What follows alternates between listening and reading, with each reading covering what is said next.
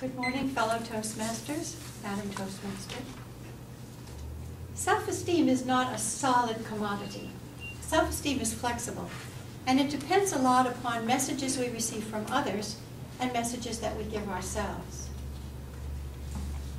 When I was about 13 years old, I thought I was really hot. And I was a majorette at my school, and I actually marched in a parade. I wore a little skirt, a little white sweater, I had my baton, and I was proud. I felt great, and I had so much fun doing this. After the parade, my family and friends just praised me for what a great job I did. And I felt loved, and my self-esteem soared. And my sister's boyfriend, Jerry, who was a couple years older and a sailor in a sailor uniform, now you know, a man in uniform was pretty cool in those days.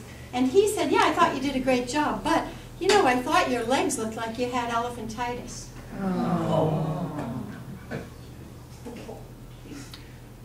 I put my baton away. I put my little skirt away. I never marched again. And I started then on a different march, a march toward a perfect body, which led me through a massive expanse of eating disorders. It was a very painful time for many, many years. Now, many of you know I now today work in my practice with people who have eating disorders, eating problems, and who have often very low self-esteem. So one day, I was asked to speak to a group in northern New Hampshire, in a little town up there. I don't remember the name actually of the group. Let's just call them Dieters for America, for lack of anything else to call them. And I went to my friend Claire, who knows how I work and knows I'm very gentle and affirming, and I really encourage people to love themselves just the way they are, because we're all perfect the way we are. And she said, "You're going to speak to that group?"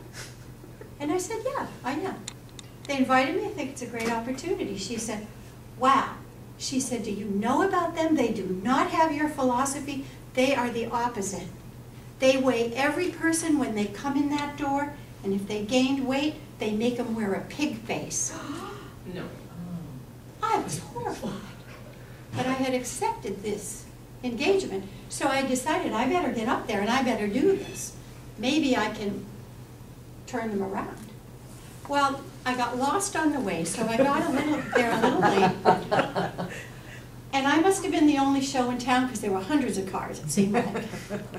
And I walked into this little old creaky town hall, and it was packed. Oh.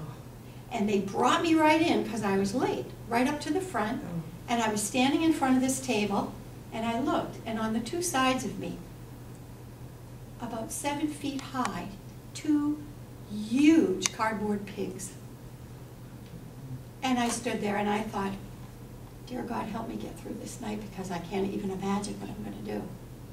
So I started to speak. I started to talk about eating issues, emotional eating, all the things I'm known for. About halfway through my speech, I noticed this little woman in the first row, a little older woman. She was sitting there and she's just knitting. And I hope listening, because she's right there. So I went on with my speech, and then I couldn't stand it. I couldn't stand it anymore. I looked at this pig. I looked at this pig. I looked at these beautiful people, and I exploded. And I said, listen, you can't do this. This affects your self-esteem. This brings up shame in all of you. This is a terrible thing to do. You absolutely can't think of yourself this way. You are beautiful just the way you are. There are no mistakes, only lessons. And this is not the way to nurture yourselves or take care of yourselves. This is absolutely not the way to feel good about yourself, and it's certainly not the way to reach the goals that you have. And all of them were sitting there looking at me with their jaws dropped.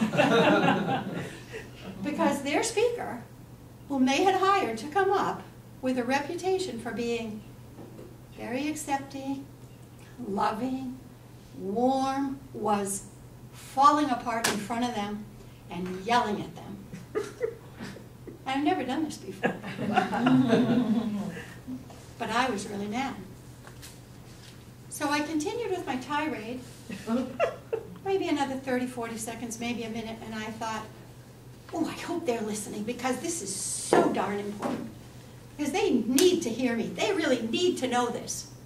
And just at that moment, my little friend in the front row, she stopped her knitting, and she looked up at me because she was way down there. And she said, dear, those are not pigs, those are Care Bears.